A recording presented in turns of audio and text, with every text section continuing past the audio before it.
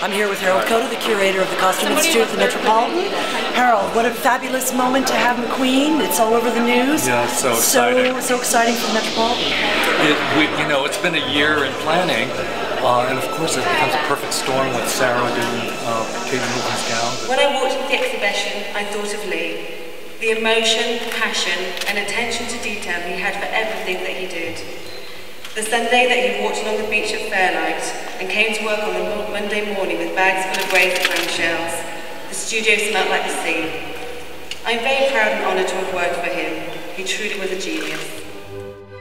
He was an extraordinary designer, not only in terms of his craftsmanship, his skills in terms of the atelier was extraordinary. But he was a designer who I think engaged very deeply with complex ideas, and I think he advanced fashion and challenged how he understood fashion. He went beyond the sort of idea of fashion about wearability or functionality, and looked at fashion as being something where you could dream and shape ideas of identity or gender, race or class. I think it's more about a kind of romance that Lee had, but was always in a kind of fighting in a tension with sort of the darker side of nature and life. He loved heaven and hell, man and beast, machine and man. He would often say that it was the ugly things in life that appealed to him rather than the beautiful things. And as you walk through the show, you're very much aware of this contrast between the beautiful and the grotesque.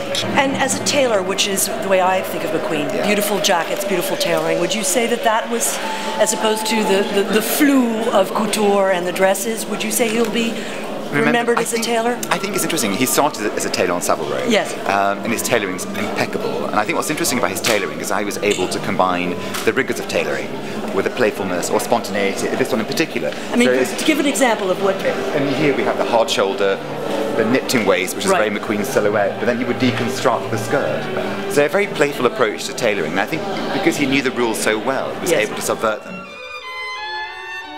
Both being British, but from such different backgrounds, we studied tailoring in Savile Row, as we both respected the tradition of British tailoring, sharing a similar sense of humour with a similar group of friends. I think of Lee's creative soul, the shows I rarely got to go to because I was always doing a collection myself.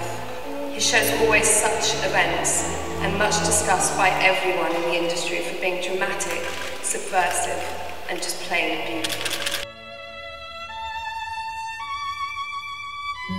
DNA is just transfusing itself into a very modern, very beautiful manifestation through Sarah's work.